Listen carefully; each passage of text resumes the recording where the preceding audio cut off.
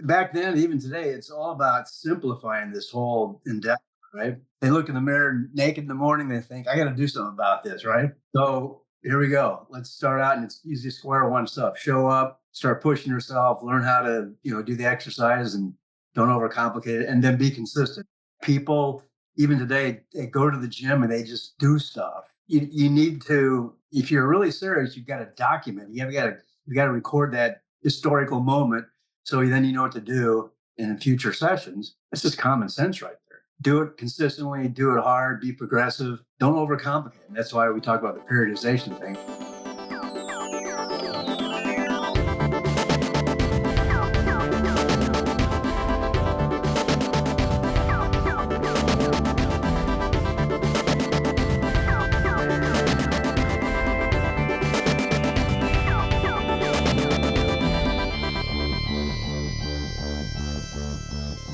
We are about to launch. What's up, everybody? Truth, not trends. I am your host, Liam TAKU Bauer, here at TNT headquarters in beautiful Oakland, California. Today, I had the pleasure of speaking to Dr. James Fisher, all the way from the UK. He's got the pretty hard diploma, and he is one of my favorite researchers out there. We have been lucky enough to have him on the podcast several times. And as a surprise guest, we were also joined by my friend, mentor, Tom Kelso, the brilliant and charming Tom and James. They had connected in the background. I introduced them. They wanted to chat. And so I said, hey, let's all get together. And we had a nice conversation about a variety of topics. But our main focus today was periodization. We're going to get all into it. Is it real? Is it a myth? Does it work? Hang around and find out. But before we get into that, don't forget to check out our 5 incredible nutritional supplements at the TNT Strength store. That's right. At TNT, we recommend a high protein whole food diet. But if you feel like there's any holes in that plan, you can pick up one of these amazing 5 supplements or all of them. We've got, of course, chocolatey good whey protein. We've got some probiotics for that gut health. We've got some fish oil, good for anti-inflammatories, get those friendly fats, those omega-3s. We all need them. We all love them. We've got some K2, D3 for those immunities, among other things, bone density, all that good stuff. And finally, last but not least, we've got the creatine monohydrate, the most well-researched performance-enhancing supplement in the world. Go out, get all of them, add them to your plan, use them every day. We do. And also, remember, if you're trying to build the best home gym around, you want to pick up an Inada Gym. Inada Gym is an amazing company that makes smart gym platforms, these incredible little machines. They're like computerized strength platforms that help you control the resistance. You can do any kind of exercise. It's basically like an entire giant power rack home gym, but you could slide it under your bed. Also, it's probably a fraction of the price. If you get the top one, the P1 Max, which is my personal favorite, it loads up to 330 pounds of resistance. So pretty much most of us won't outgrow it anytime soon. I highly recommend it. And if you go to Inada Gym, check out their store. Use the code TAKU, T-A-K-U. You can get 20% off anything in that store. All right, so now, without further ado, enjoy this episode of the Truth Not Trends podcast with Dr. James Fisher and a surprise visit from Tom Kelso.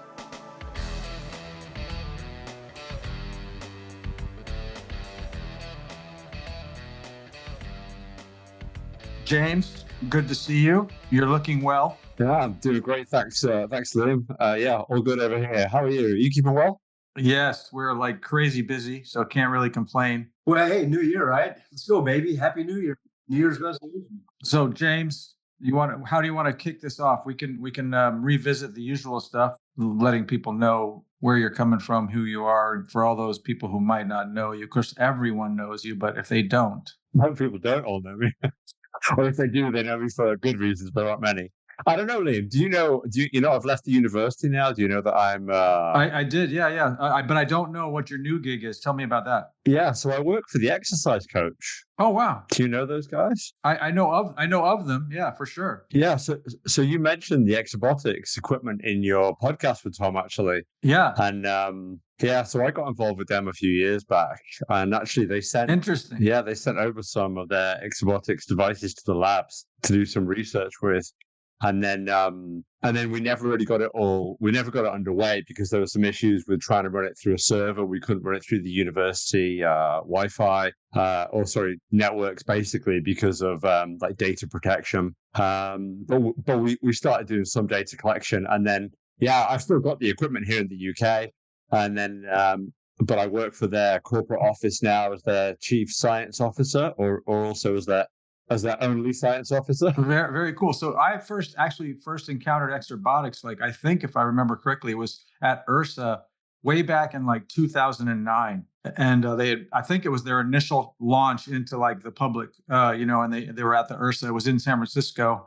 I think it was the last one that they held in San Francisco. And my partner and I had a different company at the time, and we used to do a lot of video, YouTube, presentations, walking around, like highlighting things. And we found them over in the corner. And it was my first experience with sort of the robotic equipment, working against a computer. And the guys that were just putting it together.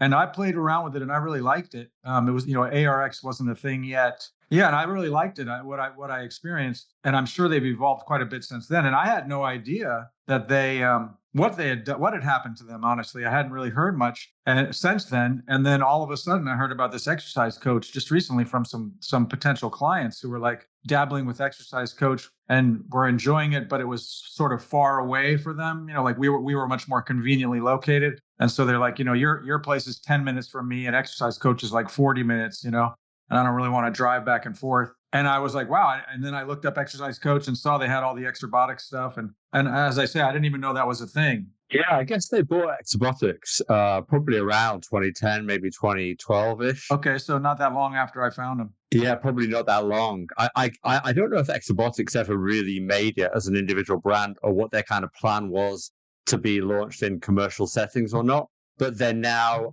they're owned by the same guy who owns the exercise coach, Brian Seigan, and so they're exclusive to the exercise coach. So and it's interesting. I mean, they preach 2 20-minute workouts a week, so it's not anything that we're not familiar with. They also call it kind of very measured intensity. They don't say it's high intensity; they say it's the right intensity. Interesting. I think they do a nice job of kind of, their niche is not anybody looking to be absolutely smashed through a workout, but potentially older adults. Certainly the most of their clients are 60 plus, and they are looking for kind of a regular, like, sustainable strength training program that's not debilitating for the next day or two. Sure. So it's doing all or a lot of the good, but it's not. I mean, you and I both come from this background where the harder the kind of sometimes the harder the workout, the better.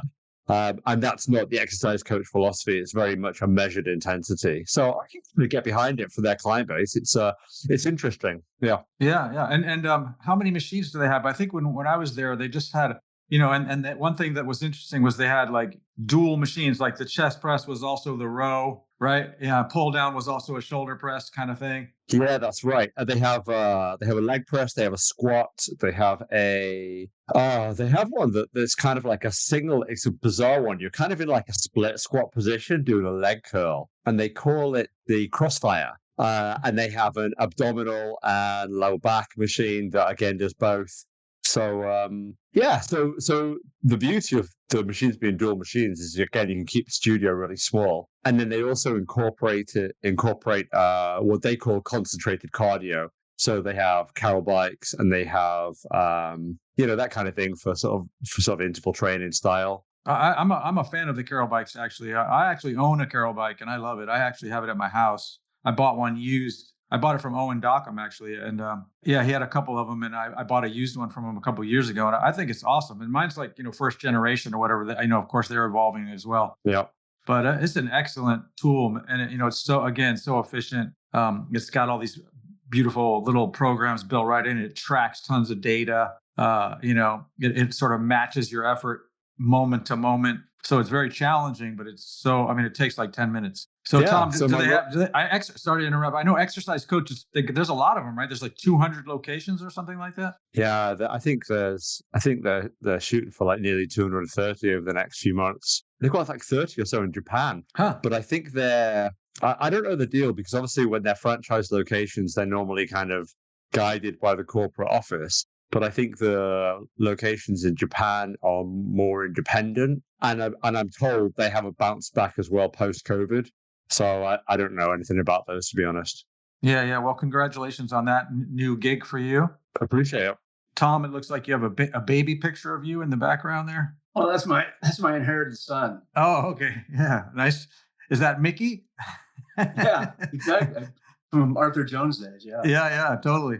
You have to be a real nerd to know who that is, right? You have to be a high intensity nerd. I'll accept it. I'll be guilty as charged. All right, that's good. Yeah, that's the only picture I've seen of Mickey where he's not in a pullover machine. Right? Yeah, he hasn't been like drugged and like strapped into an exercise device. So I know we're going to dig into some other stuff, but Tom, James had reached out to me and he had listened to our last chat and was intrigued and apparently he picked up a copy of your book. What's going on in there? So yeah, he told me.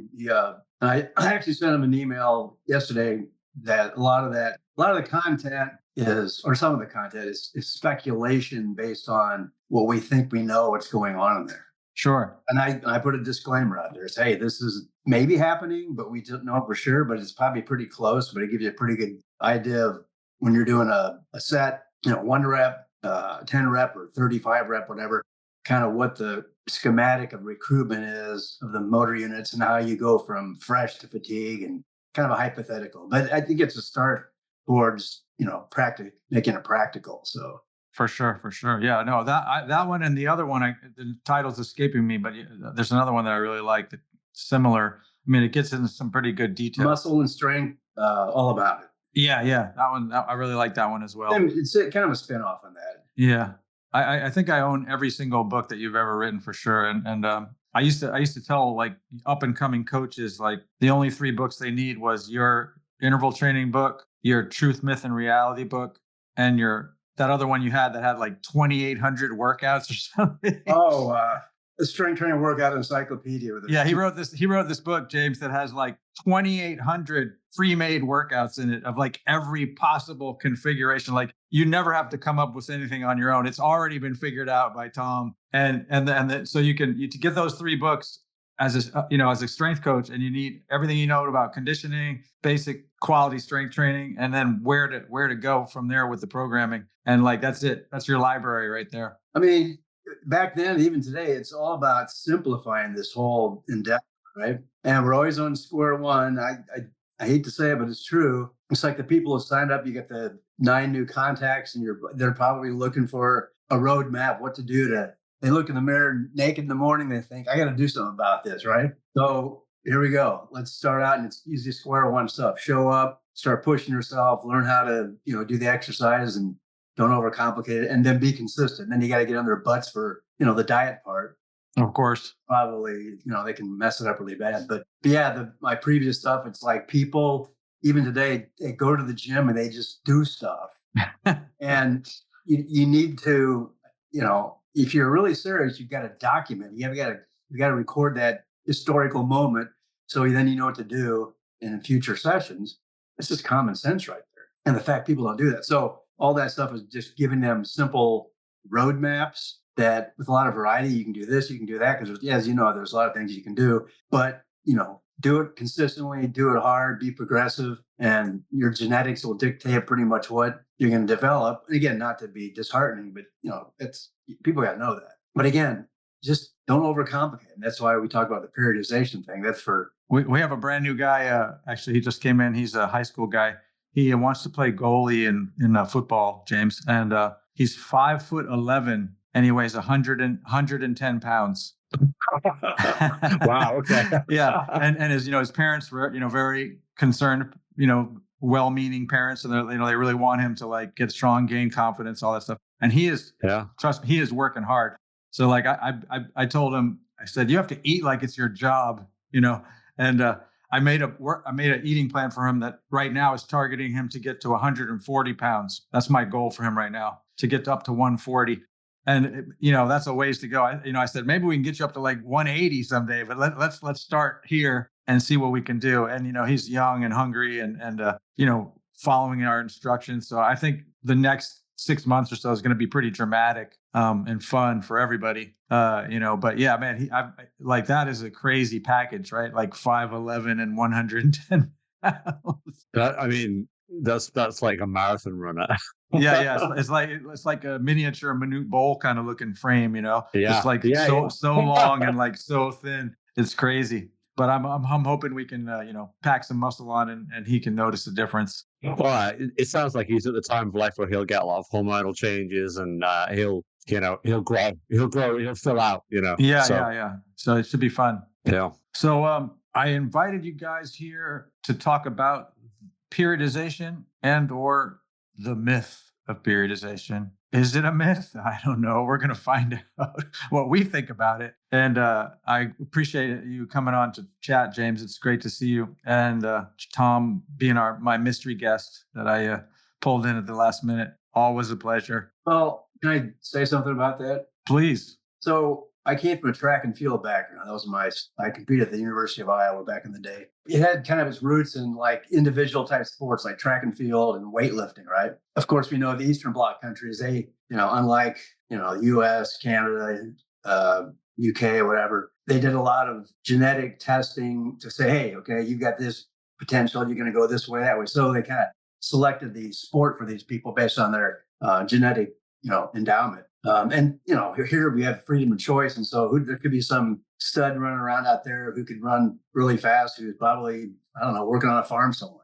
But anyway, we ate it up over here in the U.S. because we had guys like Valerie Borsov, winning the 100 meters and the 200 in the Olympics, which is kind of unusual. But in a sport like that, and I always say this, like track and field especially, you get stronger, you develop the energy system for your sport, and you practice your event, if you're a thrower, jumper, or runner, or whatever. Unlike a lot of team sports, football, baseball, soccer, ice hockey, all that stuff, there's not a lot of strategy planning, practice for your teammates, doing plays, doing position-specific stuff. All this, there's a lot of time in that. So the track and the weightlifting guys, there's not a whole lot of extra stuff to do. So I think they made up things to fill time and practice. That makes sense?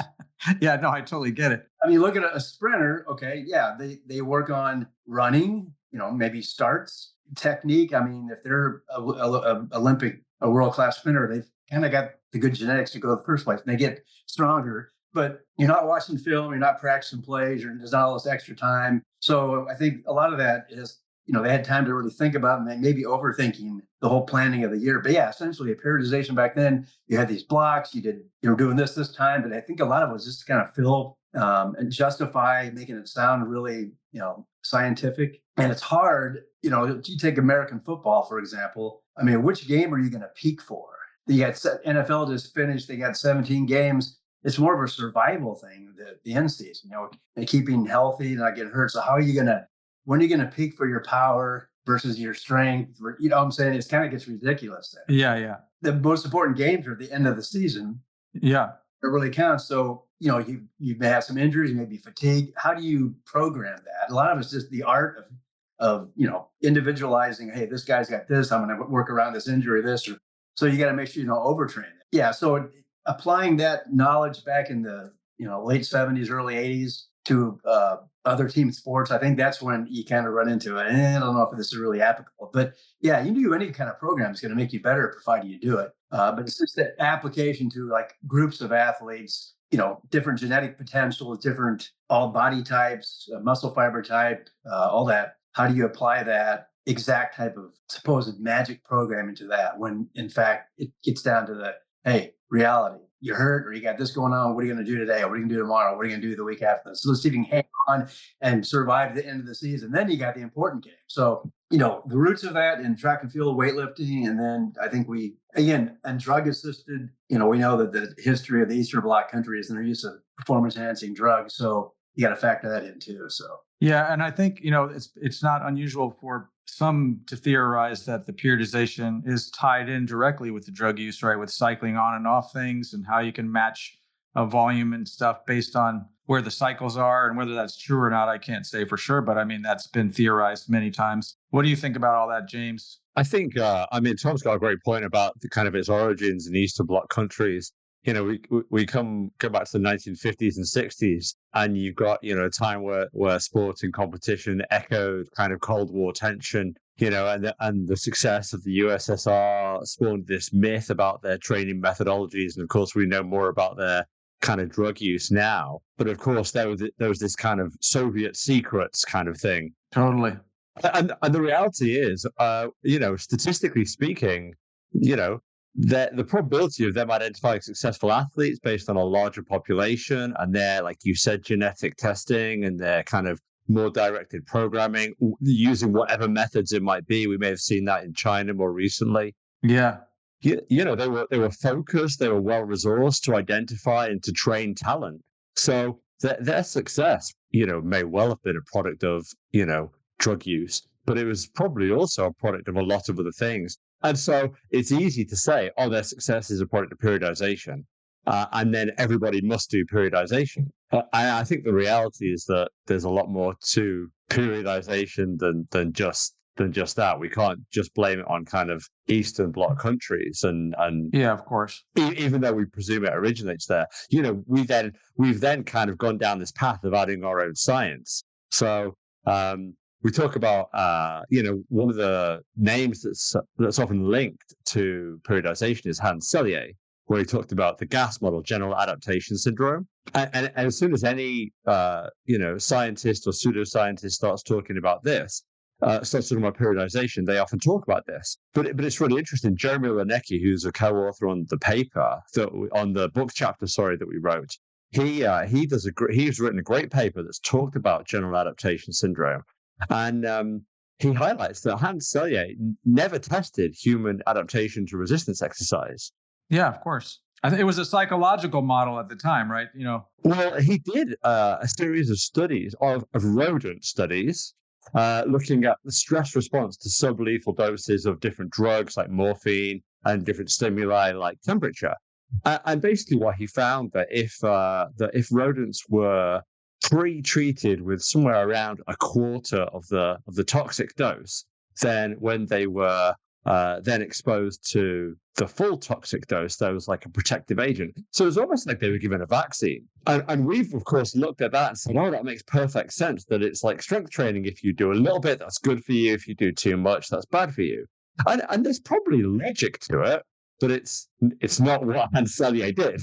So when people start talking about this, I'm always like, well, it's not quite that clear. So yeah, and honestly, you have to. I would say that high intensity guys also use the GAS model to talk about it sometimes, right? When they try to describe, even with their lower volume, approach, they still use that model, right? And try to say, hey, you stress the right amount, and you get what you're after. Or you stress too much, and right. So I think that it's not just periodization guys that will reach to that as an example.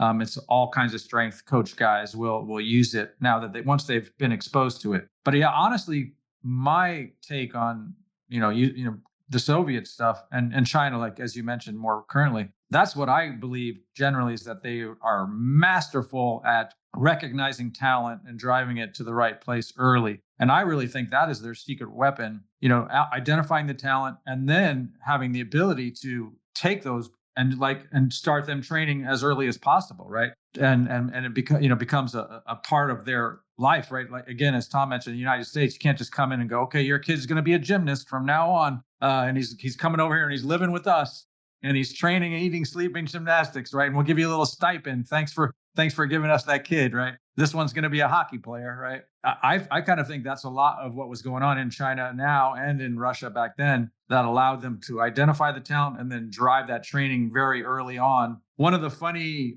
things is, as you were saying, like the Soviet secrets, I always think of Rocky IV, right? They have that montage, and you see Dolph Lundgren and all of his training is extremely high tech machines, and then Rocky's like chopping wood and running in the snow. But the reality is the complete opposite. If you went to Russia back in those days, their gyms would not be high tech. They would not be shiny chrome, lasers and, stuff going on. And it would be much more likely they'd be running in the snow. And the United States is the country that's like pouring way too much money into like wind tunnels and, you know what I mean? It's really you can flip that model on its head. Yeah, that's a great training montage.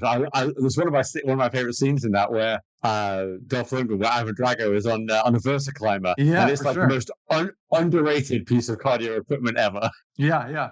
I've been preaching that machine for my entire career. I subscribe to Michael Yes's. Oh yeah, totally. I remember that guy. Soviet Sports Review. I ate that up whenever I got a new issue. Again, back in the day when we didn't have the internet, of course.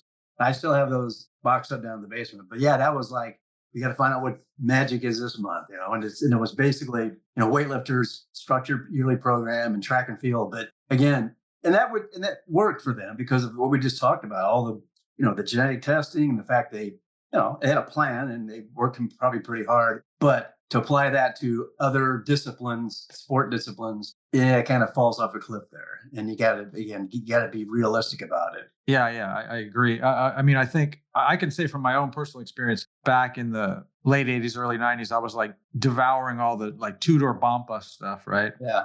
And man, talk about some dry books to read. You got to like choke those down with like an extra glass of milk. It's not it's not pleasant reading, but I just chewed it up, and literally for a few years all my training was by periodization, taking 1RMs in literally every exercise, plotting the percentages, crunching the numbers. There was no computer programs. I'm doing it all on paper, and I did it with all my clients. It was very time consuming, and again, I know there's other models of periodization that people would sort of scream about these days, undulating, conjugate, whatever. But using the Bompa stuff from my own experience, it wasn't better. It didn't produce better results. And it was far, far more time consuming, both in the programming and in just the actual gym application, with these 62.8% of your 1RM on this for so many reps. And, I'm doing my hypertrophy phase. And now I got to like retake my 1RMs and then crunch new numbers. Man, it was a lot of work for a very small return. Just applying my basic programming today, I feel like I get better results far more quickly with far less effort as far as the programming side. And then, just focusing on the effort in the actual execution side, not worrying about all that testing. I think you raise a really interesting point there. And that's what's the difference between periodization and programming. And Tom, you highlighted this as well, looking at a final point, maybe a final game of the season or something like that. And it's great to think about, let's say, the Super Bowl. But hey, if you don't get to the playoffs, it doesn't matter how you're going to do the Super Bowl. But what's the difference between programming and periodization? And it's interesting because they're used quite interchangeably in the literature. And that's one of our kind of criticisms, that most of the studies that talk about periodization have actually looked at programming. They've looked at sets and reps and exercises.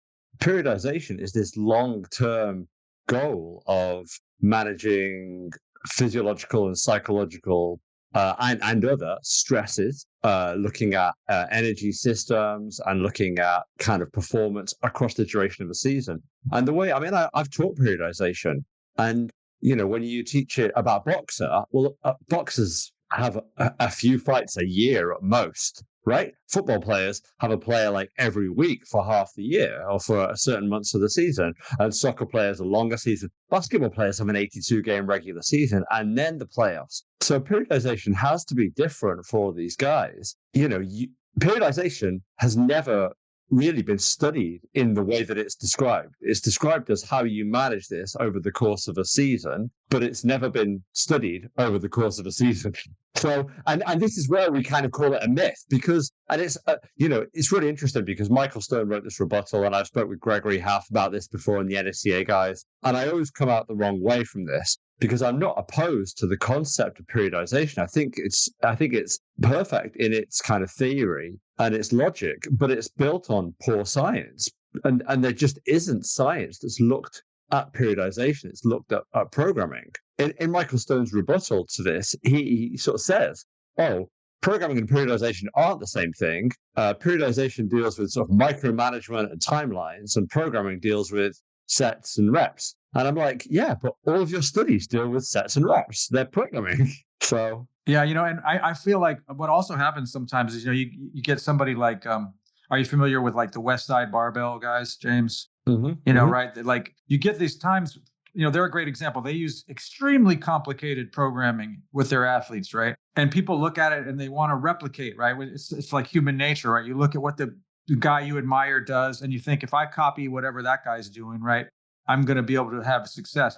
But you have these guys at Westside. They've gathered together this extremely elite genetic crew, right? Because they start to gather these guys together, and not only are they genetic outliers already, we know this, they're also using drugs openly. Louis Simmons talked about it continuously, right? He was proudly telling you how he's been on the juice for his whole life, basically. And then they make this extremely elaborate programming, with this conjugate, they have dynamic days and, max effort days and, heavy light, all this stuff, right? And people think, eat it up, because they see the results. Look, these genetic monsters who are on drugs are setting records. So that whatever they're doing in the gym must be the reason, not the fact that you've gathered together this pool of talent that's been enhanced. And it almost doesn't really matter what they did. We could have probably put those same crew on a different program and had very similar, if not better, results. And probably wasted a lot less time, but it becomes their life, right? The gym is their life.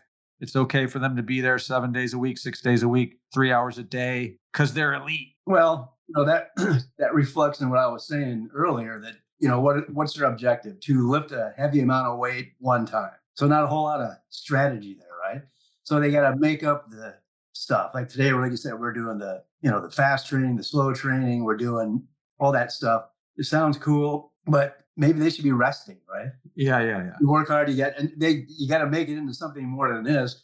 And also back in, mentioned Mike Stone, the early days of the NSCA, the journal, they had to come up with something every month or every 2 months to re-put it in there. So somebody had to create this information and get the ball rolling. And where did they start? Well, they start pulling the stuff from overseas, and they went with that. And so it kind of grew. And like James was saying, it's really not scientifically been proven, but it looks good on paper. It sounds cool. They're getting results with it, just like Westside Barbell. All the genetic freaks are there. So you're going to get results, they're a step above anyway. So it's that information that kind of snowballs out of control. And we got to stop and say, hey, just like back in the 80s, got to load up on carbs, right? We did that. What happened?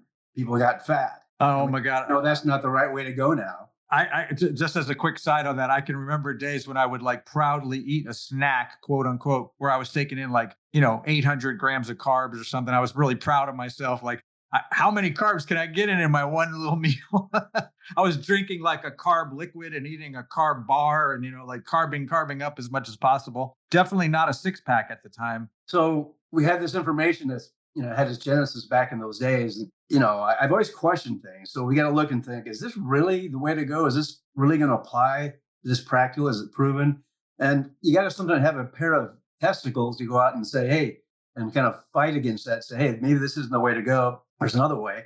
And then people resist that because certain people invented that. They don't want to get, denigrated for maybe we were wrong. I mean, it's okay to admit you're wrong. I've admitted I was wrong in the past, but time goes on. You got to figure the best situation for the environment you're in and the people you're dealing with. And again, square one stuff. I've got to leave here in about 10 minutes because I've got to drive out to Chesterfield, Missouri. It's about a 20-minute drive because I got to train about 6 people today.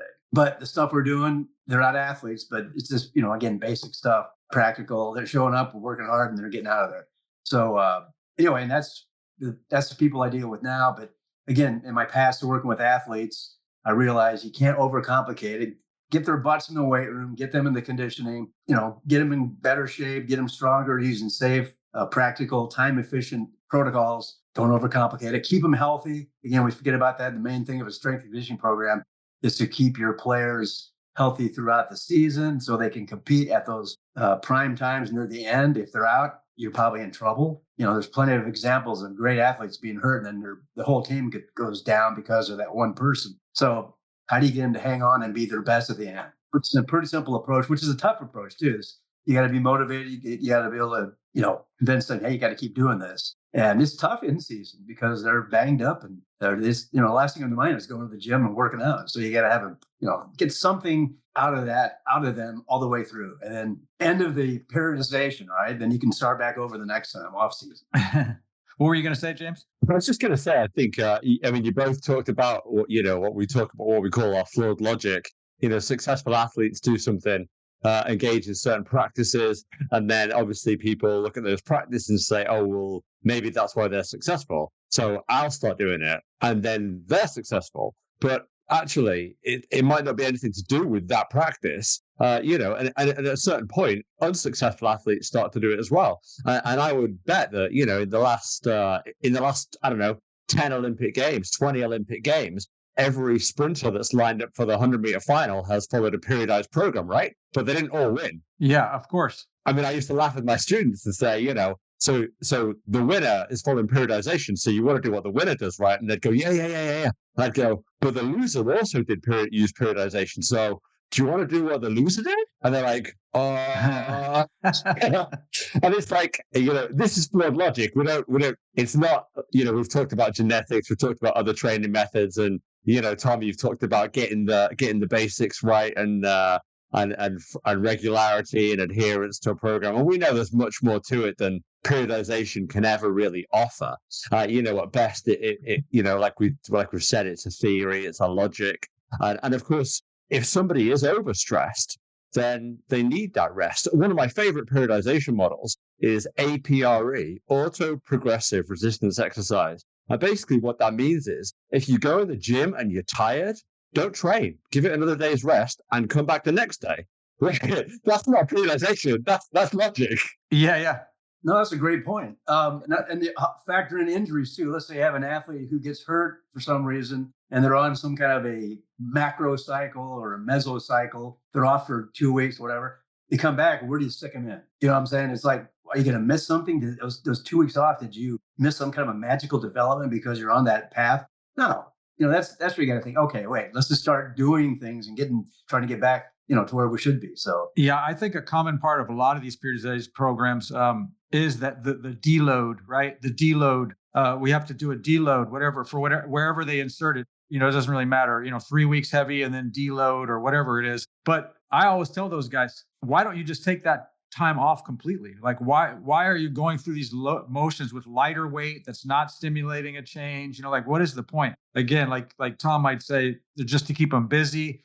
Maybe if they're technical guys, there's a reason to train specific technique. But really, for me, a lot of the guys I train, because I do a lot of programming, and before Zoom and everything, I used to do distance programming like you, Tom, like write programs for other athletes. The first thing I would usually do when a guy would approach me is I'd say, take 10 days off, right now. And while I'm working on your new stuff, just take 10 days off. And they all freak out. Like, what am I going to do? 10 days? Like, oh my God, I'm going to get small, whatever. And a lot of these natural athletes that I know for sure are not using any exogenous stuff, I program it right in that they take a whole week off like every month. They train 3 weeks as hard as they can. They take a week off. 3 weeks as hard as they can, take a week off. It's never not delivered, increases in strength. Like nobody has gotten weaker because they took a week off every month. You know what I mean? And they didn't deload. They didn't have to go in and bench press 50% of their max for 10 reps just to go through the motions. They could have done that, but why? Well, you should have used 45%. That's right. No, That's right. 52%. Oh yeah, maybe. Yeah, so it gets ridiculous then. We did a study on deloads. I mean, it was led by Brad Schoenfeld and some of his students. But we looked at this over a 10-week period, whether you can abstain from training completely or whether you can just reduce the load and reduce the volume of training. Sure. And another group that continued training through, and there was absolutely no difference between the groups. Yeah, that's what would be my guess, right? Like, and again, I don't, if you want to deload, that's fine. But I just try to let them recognize it's okay to just not do anything. Like they're not going to lose anything, right? Like it's okay if you don't go to the gym. I think the thing that we have to remember is so much of this information is geared towards people that don't have the experience of certainly of you guys or the maybe the academic experience of myself. So, you guys have trained so many clients and work with so many different athletes that you kind of know when to kind of taper or when to manage training or when to give clients rest and when to push them harder. And other people may not know that. So, it's so important there's no replacement for experience, right? Sure. I mean, being someone like, I know Tom and I keep meticulous records, and I imagine you do yourself, James. And I know, like, even with Exercise Coach, right, one of the benefits of Xrobotics, right, is it tracks all that data really effectively in the system. Yeah, absolutely. So that's very cool, right? So one of the things I always tell my athletes, and just all my practitioners, is like, the numbers don't lie, right? When you're tracking well, you're going to know, right? Well, let's find out. You want to train 3 times a week? You think it's better than 2 times a week? Let's find out. If suddenly you're like, can't produce the results, something's going on. Most of the time, more rest improves the problem, right? When it comes to strength outcomes, in my experience. Like, if 3 times a week starts to fail to deliver, you got to find a way to manage the stress. And sometimes it's, how do you change the programming and stay in the gym? Other times it's just, let's get in the gym less often. And, I use this example a lot when I talk about the different guys that we work with. The strongest guy that we work with right now, he's by far stronger by a magnitude than anyone else in the gym. He trains his entire body only once a month. He splits the classic push-pull legs, but he only does one of those per week. So he does, legs 1 week, takes a whole week off, push the next week, whole week off, pull the next week. And then he just keeps recycling through those 3 things. And again, we can't deny genetics and all kinds of other things, right? In his case, and he not only that, but he trains mostly with resistance bands at home. And so again, we know that the tool doesn't matter, right? He's working very hard. Right. He's very strong. And then when he comes in to visit the gym, we put him on the MedX low back machine. He easily does reps with the entire stack, right?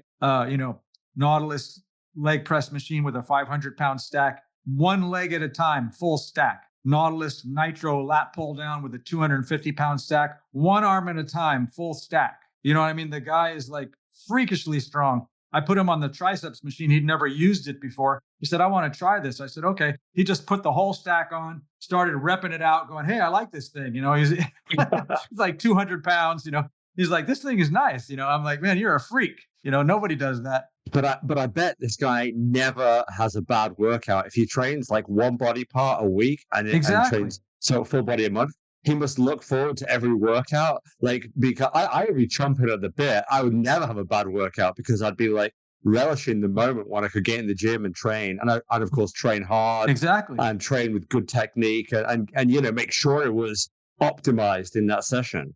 And so, one of the things that we've done, or that strength training and the media have done, is they've changed it to this more is better approach, but more can accommodate bad technique and poor exercise selection and poor intensity and things like that. It doesn't matter if you don't train hard because you can train every day. And it's kind of gone backwards. And of course, that's not manageable for most people from a time point of view, and it's not effective for most people. So yeah, for sure.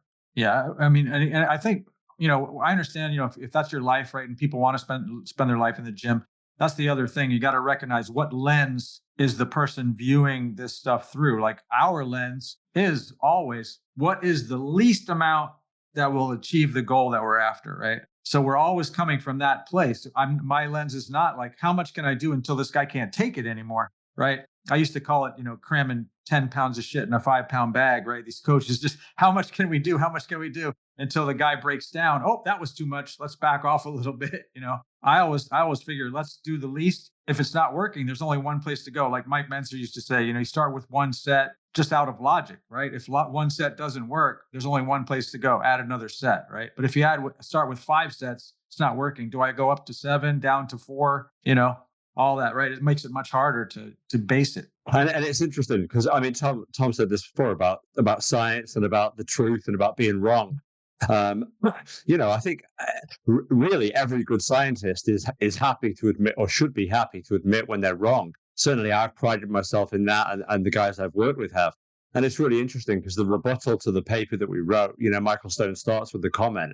He says, quote unquote, it has become popular to question accepted scientific evidence. And I look at that and there's a little bit of me chuckles, because it hasn't become popular to question science. That's what science is. You question it.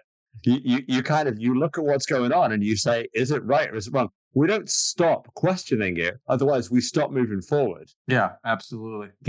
I'm not taking away from the scientific giants that have stood before over centuries. but we don't, there are certain things that we just don't blindly accept. We have to keep challenging because that's what science is.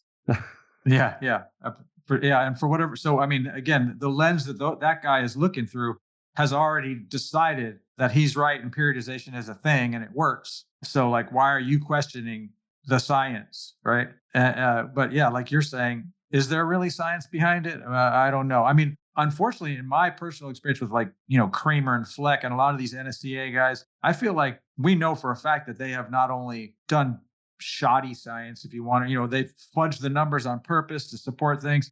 I remember some of these guys from the NSCA saying, well, we do our, whatever they do with their power cleans and their different stuff and their periodization. And they said, we had a guy, he was really strong, but then, he switched to that one set stuff and he got much, much weaker. You know what I mean? And I was like, really? Like, is this a true, like, is that possible? If he was already at a certain level and he got weaker because he was doing less, but very hard work, it's impossible. It's literally just got to be a lie, right? They just straight up tell you what because they don't like it.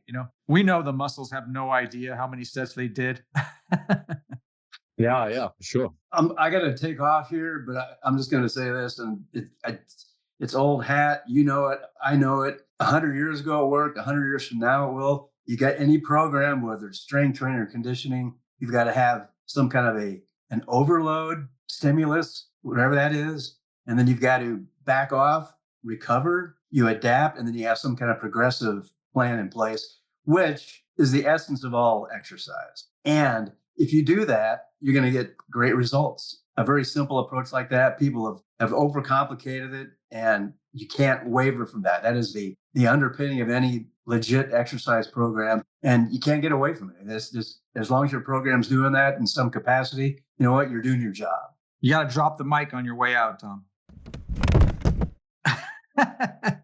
I'll go get Phil and drop him. So there you go. Anyway, I got to take off, go train these people. Yeah. Thank you so much, Tom, for popping in. Hey, nice to meet you, James. Liam, I'll talk to you later. Keep going, and you guys, hopefully you guys will stay in touch. Yeah, absolutely. Yeah. Look forward to it. Thanks, Tom. All right. Take care. Thanks, Tom. Bye-bye. So, I don't know if we need to hammer on periodization anymore, but I appreciate that conversation.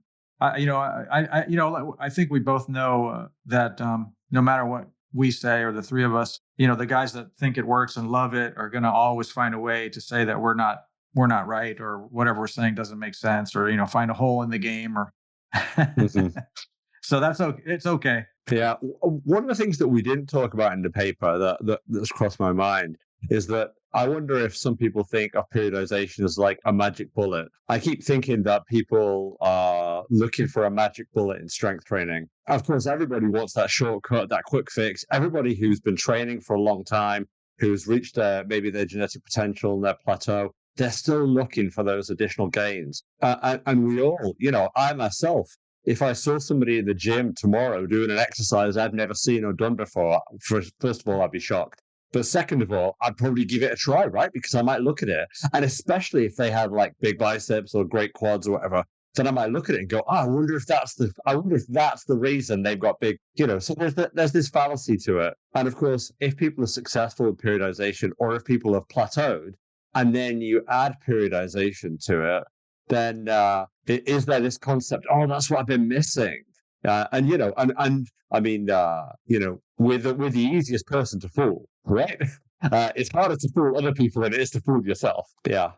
I think what happens often, unfortunately, is, again, because people are not scientists, they're not thinking critically. They don't have even the basic concept of, writing something down and trying to improve. That what often happens in my experience is they change, several things at once, right? 5, 6, 7 things. They add a new supplement. They change from a regular program to a periodized program. They change, and then all of a sudden they just decide magically periodization is the thing that made it change, right? Like although they did add creatine, they've been getting more sleep lately. They started meditating. You know what I mean? They've changed a bunch of things. But the thing, they just decide, they might decide it's vitamin C. I started taking vitamin C, and that's why I'm doing better. You know what I mean? Even though they changed 5 other things. And so I always tell people, like, whatever you're doing, if you want to see if something works, like I said, if you want to know if a supplement works, make sure that everything else you're doing is exactly the same, and then add in that supplement. Don't change anything else. Yeah, but even then, that's really hard for somebody to do, because as soon as you make a financial investment in something, like if I go out and I spend a bunch of money on a supplement, then when I go to the gym, I'm going to work harder because I want to make sure I've optimized my adaptations with that supplement. So have I even intrinsically just changed something about my effort level or my workout? So yeah, and of course, this is what you want. You want everybody to be their own, for want of a better phrase, their own science experiment, their own N=1 study. Absolutely. And this is one of the things that I think that most people who come from a high intensity training background or similar do a great job with, because they do track everything. They track their sleep patterns, they track their nutrition, they track their training, the load, they track their maybe time under load and things like that. And of course, I'm not saying that other people don't do it, but the more you do, the harder it is to track. So it's a difficult one. Yeah, I mean, we keep it pretty simple. I call it, triple progressive overload. I didn't make that up. I think I got that from some of the guys at the NSPA. I don't know if you know those guys, John Philbin, and they're sort of the high intensity counterpart to the NSCA, a great group. But anyway, they call it triple progressive overload. So they track not just the weight and the reps like most people do, but the time under tension as well. And they look at all three. And so we do that here at TNT, although we do focus ourselves mostly on the time under tension. All the coaches are carrying a stopwatch, and, we're starting that stopwatch when the set begins, and we stop it when that person can't go any longer. We're entering that data as well. So we know the weight, we know the reps, but we also know like they went for 72 seconds or they went for a minute and 38 seconds or whatever. And then we're trying to progress based on that. We try to keep them getting fatigued somewhere in that, 45 to 90 second range, ideally. And what I found, which is pretty fascinating, is that when you have a long-term client, I've got some guys in my career that I've worked with for 10, 12, 15 years. They've stayed with me.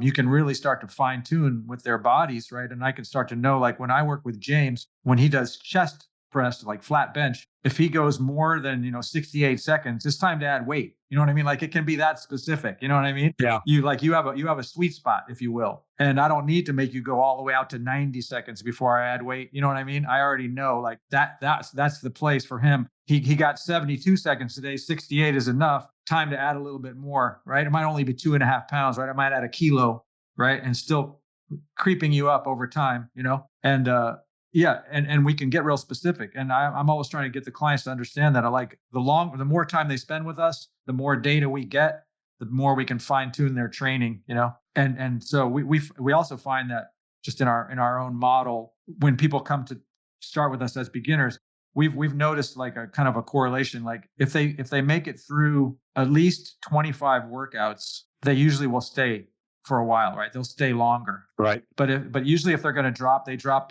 somewhere in that first 25 workouts, right? Like they might make 6 or 8 and go, it's not working for me, or I don't like it, or it's too hard, or whatever the reason. But almost always, if they make it through the first 25 workouts or so, they're likely to hang around, And again, and that's twice a week, right? Yeah, twice a week, yeah. So we know that if they can get up to that point, they're likely to sort of buy in and start to see it, feel it, recognize there's something good going on. So that's just something that's revealed itself, right, in all the stuff that we're tracking. I love it. In my own workouts, when I'm tracking, and I confess that I go through phases of not tracking, but when I'm tracking, I record the exercise specifically, exactly what I did. So not just a bench press, maybe the grip of the bar, or the width, if I'm training somewhere different, the width of the bar, the size of the bar, whatever it might be, but also obviously the number of reps, the time under load, and then of course the rep duration for each repetition. Because I vary the rep duration that I use. I often use a 2-4. I like a 4-4. I like a 4-10. I quite like to do kind of an isometric hold at the start of a set. A 30-second isometric hold, and then do sort of 8 to 10 reps if I can get them. And I also think that we can. Sometimes if it's just time under load, we can kind of cheat that a little bit, because you get to the last few reps and you kind of milk out an extra second or two on each eccentric phase. Sure. And I'm not saying they're easy, but it's certainly easier on the eccentric, right? So, and I found by myself that I was doing that. I would kind of drag out that eccentric, and then it would look like progress on the book, But when I would do it honestly, it wasn't really progress. Yeah, no, you're absolutely right, and that's something that I'm actually trying to get people to understand from day one, right? Like, it's very likely that you're going to go too fast on the positive. It's very likely you're going to go too slow on the negative, right? If you're going to slow down, it's going to be on the negative. If you're going to speed up, it's a positive, right? Be aware of these things, and then of course we're coaching them. But yeah, for me, when I do, especially out here in the gym, we play with all those things. We a lot of like to do things for months. Like this month is January, so we do J rep January, right? So we're doing a lot of zone training, right? And September is often like super slow September, right? We'll do 10-10s. So we'll kind of do things like a theme, where we'll pay attention to that stuff. But our kind of bread and butter speed is about 5 seconds up, 5 seconds down, so it's kind of in the middle, right? But yeah, we're consciously playing with those, and we're tracking that as well. So we know, like, if it's a J rep day, or if it's a drop set or a pre-exhaust or whatever, that's all in our notes. But for me personally, like the cadence, I tend to sort of, I've kind of, not that this is important, but for me, I've kind of dialed in on this like 3-1-5 thing. 3 seconds up, pause, 5 seconds down. It just feels good for me. I actually play like a thing in the background, so it's keeping me, each rep is, like 1,000, it's counting for me in the background. Like a metronome. Yeah. Yeah. So like I really stay on track, and then I know, right? And then I only track the reps that I get. So like, if let's say I did 7 full reps, and then I did the negative, and I tried to do number 8, and I just can't get it, I'll keep pushing for another 5 or 6 seconds, but I don't count that rep. I only count the full reps that I completed. That's how I keep my journal. So if I got 7 and I even if I held the 8th one for another 8 seconds, I don't count that in my thing. I only count the full reps that I get, and I program on from there. And I usually am shooting to get, about 7 to 10 on upper on lower body, and like, 5 to 7 on upper body. That's just my own thing. But again, I also play all over the place with the numbers and vary it. But that's just kind of my favorite one for whatever reason. It just works for me. Yeah, I have a bunch of like magnetic kitchen timers. So I train in my garage, and I have about 4 of them. Oh, well, I think I have 3 of them right now. One of them, gifted by Scott Sabor, is a phenomenal one. It's a great one.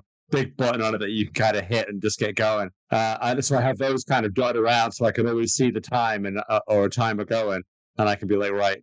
So a lot of the time I have it on the machine, like directly in front of me, or at a certain point in the gym. But yeah, and it's so important to have that, because otherwise we just lose track of time. And I know when you're training a client, it's different because you're managing that as well. But if you're training yourself, that becomes that bit harder. So, but yeah, absolutely. So like, I actually have a thing, and it was actually created by Nautilus years ago. They created an app, but they never sold it. Like, it was like a beta testing, and I got an early version of it, and it had some glitches, and I was helping them work on it. This was back around 2013 or so. And then they never brought it to market officially. I think they decided to stop putting energy. And then, of course, Nautilus is always getting bought and sold by different companies, and who knows who owned it then and who owns it now. But in that app, it actually has a voice counting, a visual representation of, and also like an arrow going up as you lift and coming down as you lower. Wow. So it's giving you all those things. And so I put that right where I can see it. And so it's counting out loud, like literally it goes ready, set, go. And then it's like 1, 2,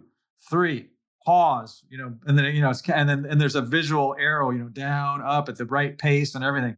So that's what I use when I'm like trying to really be dialed in, and I just carry it with me and stick it where I can see it on each machine, like you said. And it's talking out loud to me. I put headphones on, I can hear it in my ear, right? So it's cool, but it's not something you can get anywhere. Other people have done some interesting apps over time, but nobody's really done a good one in my mind as far as that kind of stuff yet. So one thing you had also mentioned, if you have time, was the lengthened partials thing. We talked a little bit about that, because that's like something that kind of exploded recently, right? And all of a sudden, like, it's the most important part of the rep. And everybody's talking about it. Like, and if you're going to do something, you should only do the lengthen part, right? And like, yeah, absolutely. Yeah, that's just become a thing, right? It's like I hear it everywhere on Instagram or on YouTube, and I've been using partial reps in all different types for decades, and I think they work, and you can even literally only do partial reps and make progress. In my experience, you could literally never do a full range rep and still get all the adaptations that you want. In my experience, stronger, bigger, whatever. And I like to play with them for different reasons, but the lengthened partial thing has just become like the flavor of the month. I'm wondering what your thoughts are on that. And so it's really interesting. So first of all, shout out to Milo Wolf. Milo was one of my PhD students. He completed a year or so back. He was looking at range of motion for hypertrophy, for strength and hypertrophy for his PhD. And as a product of that, he did a big meta-analysis, and we published a big meta-analysis and systematic review. And we kind of dug a little bit deeper than some of the previous studies had done. And one of the things that we uncovered was there might be certainly partial reps didn't seem quite as good as full range reps. It certainly in the short-term training studies, like 12-week training studies and so forth. But if the partial rep was done in the lengthened position, then it seemed to be at least as good, if not potentially better than full range reps. So I found it really interesting personally, because I started to think, oh, this has got to be linked to kind of stretch mediated hypertrophy. And in fact, he completed his PhD and he has done a number of other studies. And actually, he's uncovered that there probably isn't much difference at all. We just completed a study with Discover Strength, which we started back in April. We were talking about it. They started it over the summer when I was still back at Solent. And it was nearly 300 people. I mean, they ran it across 15 different locations. Nice. And I put together like a training program for them to use this kind of scientific measure of muscle area.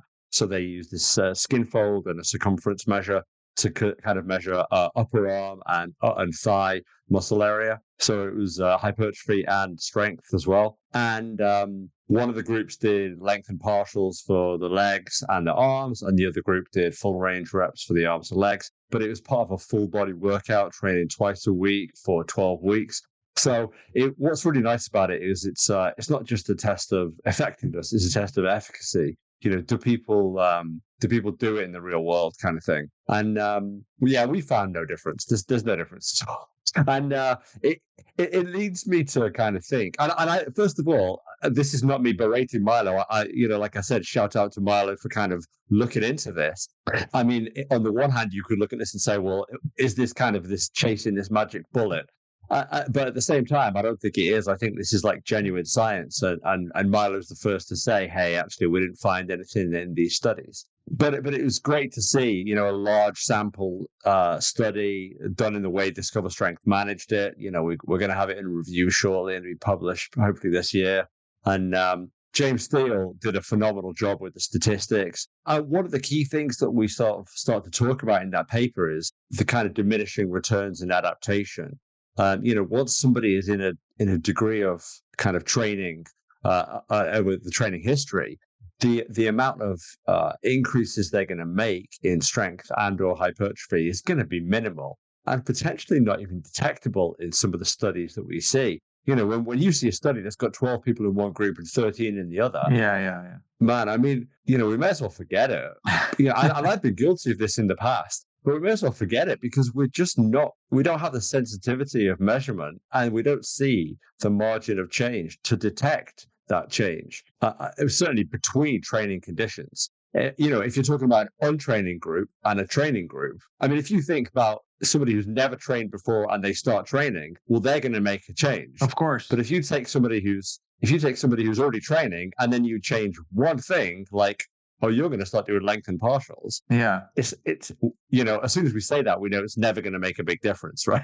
Yeah. I mean, it's interesting because if you think way back, to Arthur Jones, he emphasized that the stretch was important, right? And whether it was or not, he was thinking about that. It was one of the things he was thinking about, 50, 60 years ago. Like he thought it was important. It doesn't, he wasn't right about everything, we know, but still, it's funny. It boggles my mind even now to think how many things that guy came up with that are basically have been supported by the science, right? 50, 60 years later. And he was just making that shit up, right? Because he was smart. He was thinking about it. But like a lot of it came true. And a lot of the things that we do now without even knowing it is because of him. I mean, even the whole idea of 8 to 12 reps, right? I mean, all that stuff. Right. I mean, I spoke with Kim Wood at length, and obviously he worked with Arthur closely. And, we've sort of discussed this idea that a lot of the theories and concepts that he had were really about his ability to sell the equipment that he was creating. And of course, as soon as you add a variable resistance cam instead of using a free weight, then you can have tension at both ends of the range of motion. So as soon as he says, oh, that's important, that you must have tension at the beginning of a movement, well, then you need to have a Nautilus machine. You can't use a free weight anymore. So it's, it's fascinating from that perspective. But one of the things about length and partials for me is it takes this idea of a stretch position to an extreme. And I've talked to Bill DeSimone about this a little bit. He's obviously a big proponent of joint friendly. His book, Joint Friendly Fitness, is a great read. I don't know if you've seen it. Yeah, for sure. And one of the things for me is certainly, I mean, I'm 46 years old now. And, he sort of says, and I'll butcher this quote, and he always picks up when I say it wrong. The things we do in our 20s, we pay for in our 40s. The things we do in our 50s, we pay for the next day. And, I know if I've done a workout where I've kind of gone too far back on a chest press, I'll feel it in my shoulder for the next day or two. Sure. I won't feel it in the chest muscle. I'll feel it in my shoulder joint. And I think, these young guys with their length and partials, they'll get away with it today and tomorrow, but it's not sustainable. And it's certainly not deliverable to adults who are maybe that bit older or maybe that bit more infirm in their joints. Yeah. And again, is it going to give, is it so much better that it would make sense to like exclude the rest of the stuff? Like we already know the answer to that question, right? Like, why not just train in the most comfortable range, right? Whatever that range is, right? Like I've had success working only in the strong range, for instance, with athletes for various reasons. This is something that came up interestingly back in rec, way back in 2019. I think was the first rec I went to, and for years I've worked using what we often call strong range partials, right? Like imagine a bench press, but you only do the top half, right, or even less. It might be the top 4 inches, right? But you overload, you go to failure, right? Everything else, quality, controlling the movement, enough resistance to make you get, reach fatigue. Just you're not doing the whole range, right? And I've had guys get bigger, stronger, all that stuff, doing that exclusively in every exercise, strong range partials. I've played with it for various reasons. So the very first time I went to rec, Doug McGuff was speaking, and I'd never met him in person. I've never seen him. Of course, I know who he is. I've read his work. And he was speaking, and he was giving a talk to everybody at the rec over there in Minnesota. He's up there talking, and he just out of nowhere, he randomly goes, everything works, right? Except strong range partials. He literally said that in his talk. Really? Yeah. Okay. And so I walked up to him afterwards. I've never met him before. And I said, hey, I noticed, you said this. And I was like, was that a joke? Or, and he just looked at me and he goes, nope, that doesn't work. Like everything works, but that, right? And I was like, I literally said to him, I said, well, you either have never done it or you don't understand it, right? Because like, you can't just tell me that everything works, but that one thing, you know what I mean? Like it doesn't make any sense. And ever since I heard him say that, it made me like sort of lose interest in even having a conversation with him. I was like, because I was like, if it wasn't a joke, like, why did you say it? Like, what was the point of, what were people learning from that statement? Like, never do this one thing because it's not gonna work. I said, well, I can tell you, it's worked for me over and over again. Yeah, I'm fascinated by that. I've met Doug a number of times and spoke with him at length over different things, and he's an interesting guy. I mean, he of course got famous with the Big Five from Body by Science, and I think at that rec he sort of said, one of the worst things I ever did was talk about the Big Five because that's people now think that's all you have to do. Right. Yeah, I know. I remember there was like an open gasp among the crowd, right? Because some people have based their entire business around the Big Five. Of course. Yeah. They were like, oh my God, what have I been doing? But I think, once you get to a certain understanding of human anatomy, then of course, all roads lead to Rome, right? If the muscle's under tension, if you're applying enough effort, if you're working through that sequential recruitment through Henneman's size principle and that sequential recruitment to recruit the high threshold motor units, then ultimately it doesn't matter if you're doing an isometric, if you're doing a time static or a dynamic or isokinetic, whatever it might be. Doesn't matter if you're in the lengthened position or the shortened position. I think all roads lead to Rome, and it's fantastic. Lots of people are very uncomfortable with that because they don't know what to do with it, and I love it because I think it gives you freedom over how to train, for sure, and especially train around injuries. Yeah, and what's funny is like what just like so simple. What basing exactly what you just said. Like if we know everything works, which I agree. I agree 100% with what you just said. Like if static training also can work, why would a strong range partial not work? Like why would one thing not work along that whole spectrum if we know that a lengthened partial can work, like anything else can work, but the strong range partial, that's the place where that won't work. You know what I mean? Like it never made any sense. I was just like, where did you come up with that? It was very strange. And we spend most of our time doing full range stuff. Like most people do, and but we do, like I said, right now we're doing J-Rep January, right? So we're breaking things into zones, and I do believe that if nothing else, for so people don't get stale mentally, right? An unaccustomed stimulus has value, so I think that it's a good thing to inject variety over time. And it doesn't matter, like, is it better or worse, as long as we are getting those other steps accomplished, like taking them to fatigue, recruiting the muscle sequentially, right?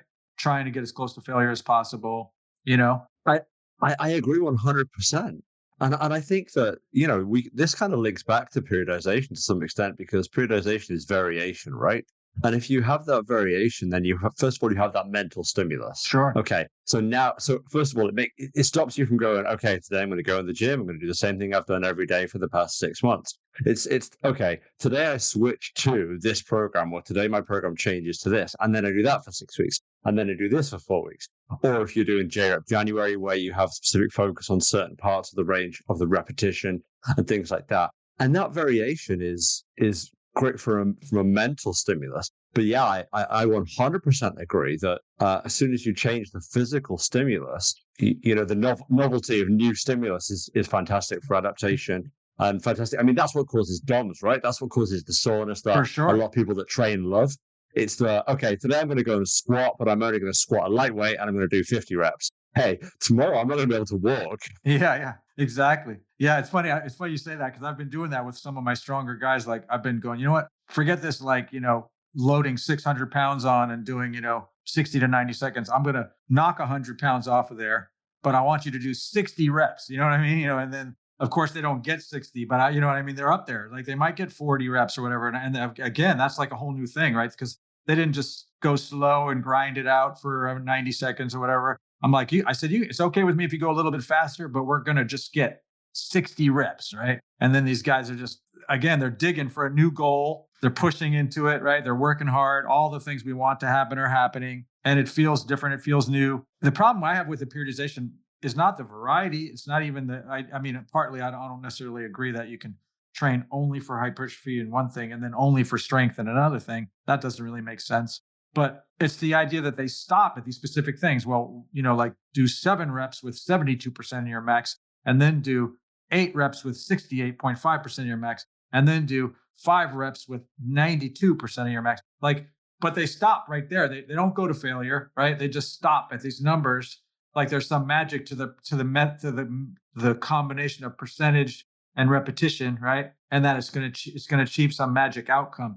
Yeah, if you do 1 rep too many or 1 rep too few, you've ruined it all. Exactly. Like guys used to complain. They would come in and some guys would say, your dumbbells only go up to 100 pounds. You know what I mean? And I need 120-pound dumbbells or whatever. I go, why don't you just get a couple extra reps with the hundreds? You know what I mean? Like, you're able to get 10. Why don't you see if you can get 15 with 100, right? No, I can't do that. I need to do, 6 to 8 or whatever. Right? I need a weight that's going to force me to do 6 to 8. I go, why does that matter? So the other thing that's fascinating about this is, I wrote a paper about this a number of years back. I'm trying to think what the paper was called. But the percentage of 1RM equates to a rep range, but almost never to a specific like a narrow rep range. It's normally like within 5 reps, and that's within the same person based on different exercises. So if I do 80% of 1RM for my biceps, I'm going to get a completely different rep range from 80% of 1RM from my quads for knee extensions or leg curls or calf press or leg press. And then, of course, you count into it individual differences, like between you and I and every other person in the population. So somebody out there is getting 20 reps with 80%. Yeah. But then there's a drastic, they're like purely type 1 and so forth. They're just not super strong or super powerful. Again, the idea of a specific number of reps, a specific load is It just doesn't make sense. There's just no science in that. Yeah, no, I agree 100%. I'm very glad that I'm done with that phase. And I lived it. I lived the periodization phase, and it was a giant waste of time, in my opinion, looking back at it. I really think that it's something that people can, if they choose to use, if they choose to look at in detail, that they can learn from it and use something good from it to gain variety, to gain perspective on how they rest and how they recover and so forth. But, I think that it's too prescriptive sometimes. And that's the problem. Yeah, what I found with the smarter guys, or the ones that I think are on a better track, is there's a few guys out there whose systems will recommend these periodization blocks, and let's just say that it's 3 sets of 5, right? And for whatever percentage, whatever, that doesn't matter. But the way they prescribe it, which I appreciate, is the first two you do a set of 5, you do a set of 5, but on the third one you do 5, and they call it 5 plus, right? And it's literally just means go to failure on that last set, right? And then the next block they'll do sets of 3, but the third set will be 3 plus. So they still are going to failure on that last set. And to me, that's a smarter way than stopping at some certain number with a certain percentage, and then just chalking up sets after sets to achieve this ridiculous thing. I mean, I see programs on Instagram every day where some giant super buff dude will say, "Here's my secret shoulder routine," and then I'll take 5 minutes and watch the routine, and I'll comment like, "Okay, so you're doing 47 sets of shoulders, right?" And I'm like, "And why are you doing 47 sets? And why does the first exercise have 4 sets, but the third exercise has 5 sets?" You know what I mean? Like I do that only because I know there's always 1,000 lurkers, right? And I want those people to have that light bulb moment of, yeah, wait a minute, why? Yeah. Why 47 sets, and why does one exercise have 3 and another one has 5 and another one says 4, and this one says go to failure and this one doesn't? You know what I mean? And the short answer is that guy doesn't know why. He's just giant and he's just making shit up. Yeah. So why do you talk about volume like that? You must have seen the paper a few years back. I think it was by Enos et al. And they talked about 52 sets for the lower body. Did you ever see that paper? No. Oh yeah. So this is a big paper that came out, and everybody's talking about it, and especially everybody's sort of targeting me and saying, "Oh, you preach quite a low volume. What do you think about this? 52 sets is better than 26 sets is better than this." Da, da, da. So I thought, okay, well, let's have a look at the paper. And I talked about it at one of the Discover Strength conferences, one of the rec conferences, I think, over the last couple of years, or maybe their franchise conference. And I got into detail on it. And I said, hey, here's the 52 sets. This is what it looks like. It's X number of sets of squats, X number of sets of lunges, leg press, whatever. And then I said, but the authors do a really good job of detailing the rep duration and the number of reps for each set. So let's work it out. So these guys spent something like nearly 4 hours a week in the gym, and they did 26 minutes of exercise for their lower body. So they got 52 sets in 26 minutes. That's pretty crazy. Right. And well, I'll tell you something. I can do 26 minutes of lower body training, and it doesn't take me 4 hours. Yeah. If I go to, I went to a split routine because I blew up my knee playing basketball. So I was training my lower body separate because it was taking so long to train each leg individually. Well, hey, 26 minutes of lower body training, I can do that. That's fine. Let's not call it 52 sets. Let's just call it 26 minutes of work.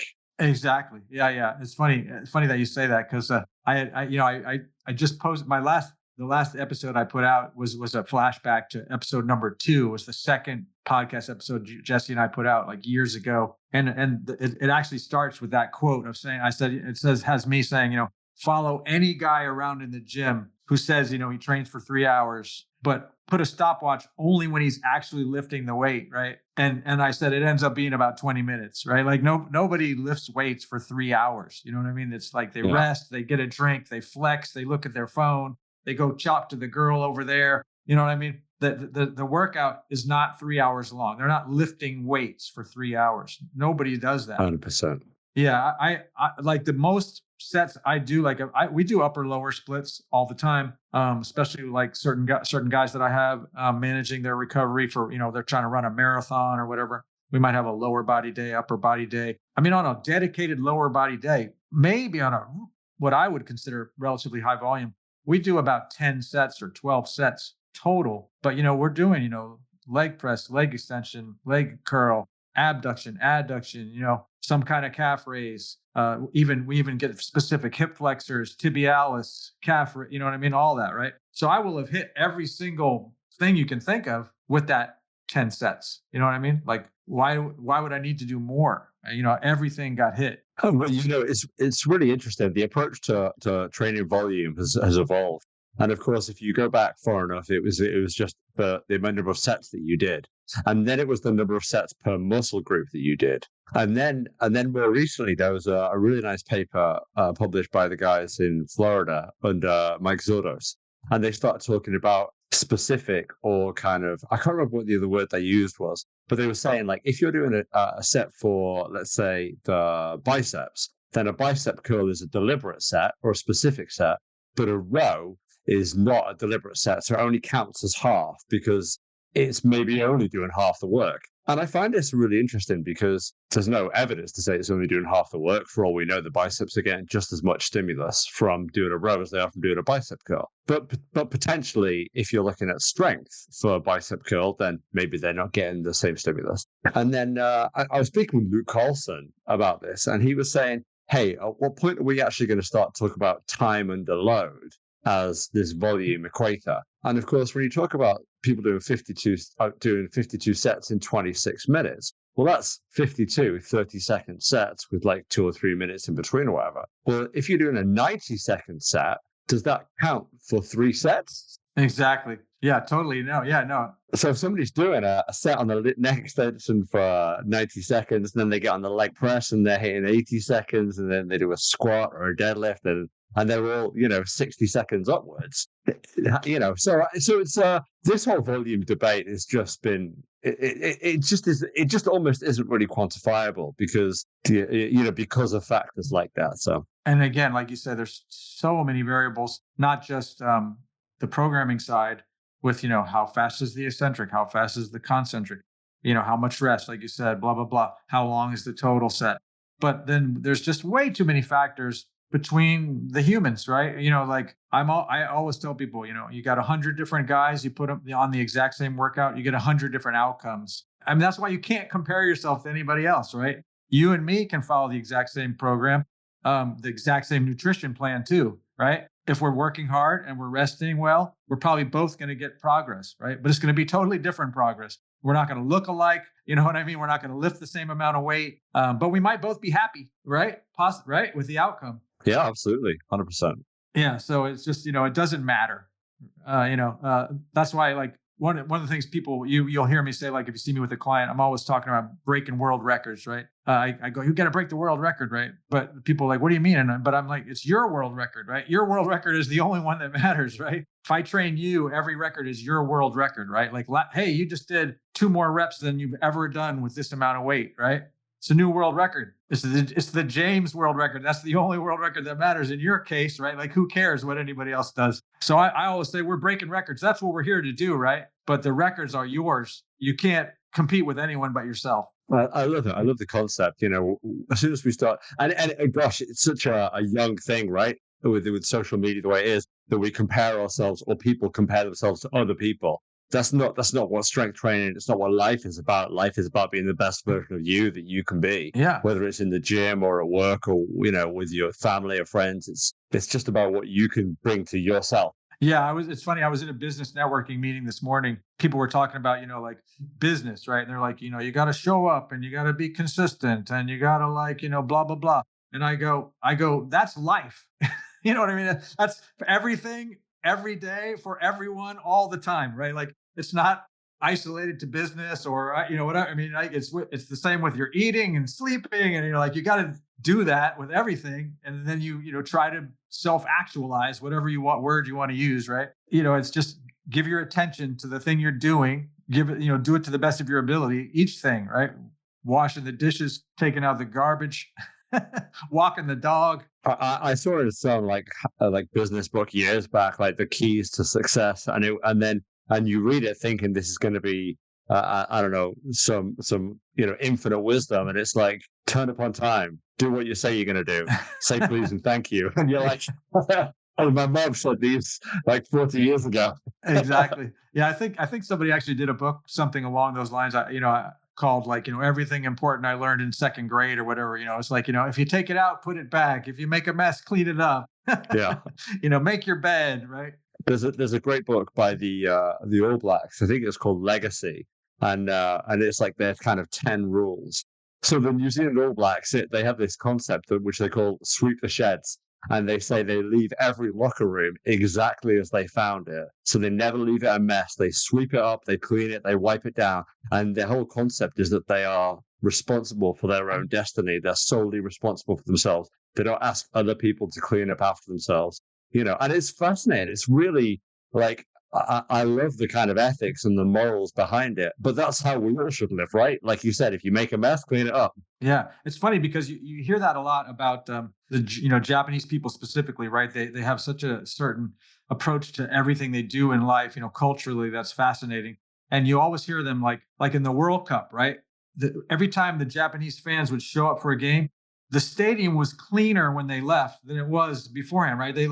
They take responsibility for that stuff all the time, everywhere they go, right?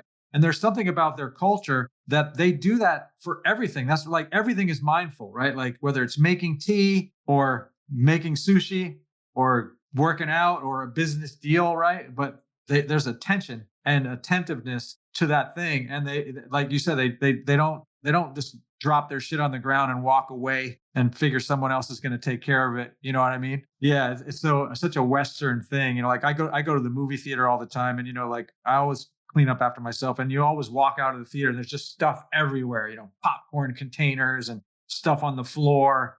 You know what I mean? And yeah, if somebody's job is going to be to come in and clean it up, but why? Like, why didn't you just pick up that stuff and walk away? Right? How long does it take you to like deposit your stuff in the can? Oh my God, yeah. I have my son is 7 years old, and we went to he was back at school this week, and we went to the movie theater over Christmas, and I instill in him those values of, hey, you got trash, you take it out and you put it in the bin. Yeah, it's crazy, but that's awesome that the All Blacks do that. If that's truly part of their culture, they are an amazing man. What a team! What a legacy they have in the world of that sport, right? When it comes to rugby, it's incredible. Well, listen, man, I don't want to keep you too long. I don't know how your time is, but I'm super happy that you were able to get with me today and spend some time, and that Tom was able to sneak on and surprise you. Hopefully that was all right. I'm really excited that you guys might start talking to each other. As I said, we've been friends for a long time, and he's a great guy. I've gotten a chance to actually hang out with him in person. We went to an event actually hosted by Kim Wood, of all people, quite a while now. He hosted this event years ago called the Legends of Strength. It was in Ohio, and the first two of them, Tom and I attended together. I flew out to Ohio. We got a hotel together, hung out, and went to these events, and they were amazing. I mean, literally, it was a who's who of high intensity people. I mean, anyone you can imagine.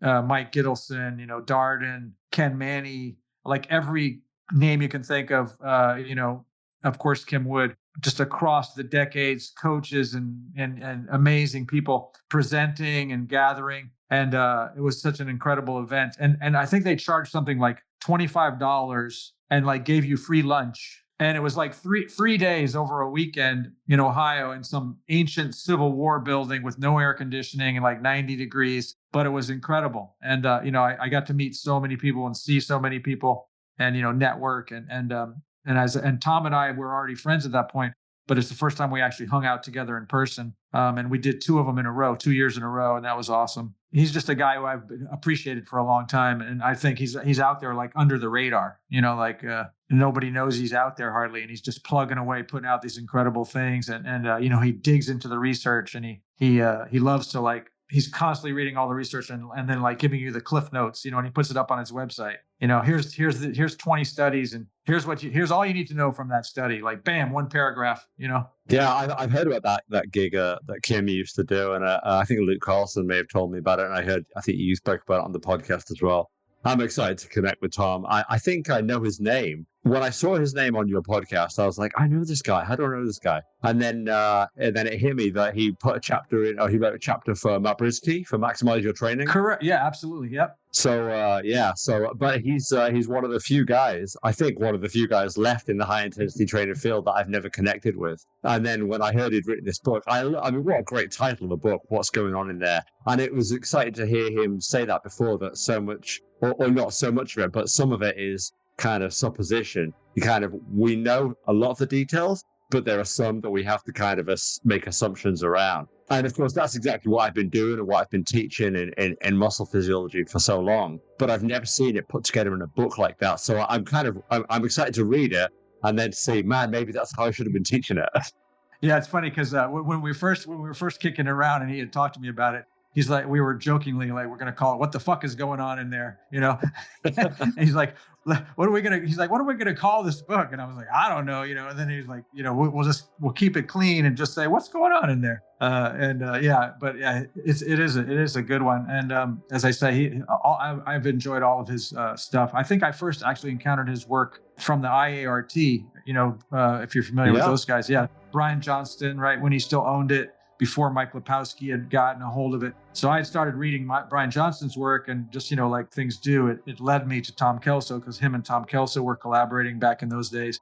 That was the first time I found Tom's work. And years ago, I had another company, back in the early 2000s, it was called Hybrid Fitness. And we were putting out podcasts back then. We were like way ahead of the curve. And Tom was one of the first guys that I reached out to and had a podcast with. And I actually did a podcast with Brian Johnston as well. And we never even put him out. Like the company folded, you know, back in 2008, and stuff never manifested. And it's funny, but I had done all that work. So Tom and I've been friends ever since. So yeah. So I met Brian Johnston at one of the recs and saw him do like a training demo, like J-reps as well. Yeah. And I can remember at the time seeing it and being like, man, this looks fun. Yeah. and you know, it's interesting. No matter what anybody will say, whether it's better or worse, or it does feel different. You know, when you do J-reps effectively, it does make things feel different. You do come away with a whole another type of inroad and sensation that you don't get when you do full range reps. I'm not saying it's better, but it does feel very different. One of the things for me is that I see so many people who are focused on moving from the bottom to the top of a range of motion. And if they're not moving slow or they're not pausing, then there's always the question of, hey, how much of that is momentum? How much of that, if you could stop at any point, if I stopped you at any point, could you stop and hold it? Because if you couldn't, then you're not moving the weight. There's external forces. And one of the things about J-reps and what Brian Johnston was showing in this demo that really hit me was, if you suddenly switch from a full rep to a partial rep at a certain point, you're in complete control of the weight all the way through. And I love that. I love that, like, kind of obvious physical demonstration of it. So, and I used to collaborate and talk with him via email and stuff a lot, but it's been many years. And actually, it's funny because when I interviewed Tom Kelso, I had interviewed him first, and we didn't know each other well at that time. And as you probably know about Brian Johnston, he's kind of a mad scientist, but he's a little quirky, right? He's an interesting character. And Tom had said, like, specifically, like, you know, see if you can get that guy to laugh, right? Because he's a little bit, you know, stoic at times. And I think I remember I got him to laugh on the conversation, and it was like a big win, right? I was like, hey, I did it. Love it. Well, I'm going to have to call time on this, Liam. Much as I could chat with you over strength training and life and everything in general, but yeah, absolutely. Again, super glad that you could join me, and I'm very excited, and I'm looking forward to putting this. This will be the next one going out, I think. So it'll go out quick, like within 2 weeks. Oh, awesome. Fantastic. Des will take care of it. Well, thanks so much for having me, Liam. And I'm so sorry that I messed up the last time we had this scheduled before Christmas. So I owed you this one, and then you send me your physical address. I'm going to get you that Mickey Mouse watch. Fantastic. And then you'll be able to practice big hand, little hand. Appreciate it. I appreciate it. All right. Take care of yourself. You too, Liam. Thanks so much. Bye-bye. Cheers. Boom, baby. What's up, people? Thank you so much for listening to this episode of Truth Not Trends. That's right here at TNT Strength Headquarters, Truth Not Trends. Please, if you enjoyed this episode, subscribe, rate, and review us on whatever platform you're listening to us on. And don't forget to share with a friend. You can find us on the web at tntstrength.com. That's right, TNT Strength now coming to you in person at 5255 College Avenue in Oakland, California. You can call the studio 510-768-5421. You can also text us at 855-796-9905. Or shoot us an email at contact@tntstrength.com. And whatever you do, stay off of that stupid blue bubbly bosun.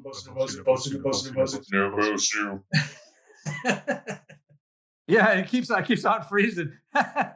All right, brother. Mixed and edited by Desmond McNeese for We Mixed It, LLC. Go to whatsoundsawesome.com. I can't be trusted to keep it clean.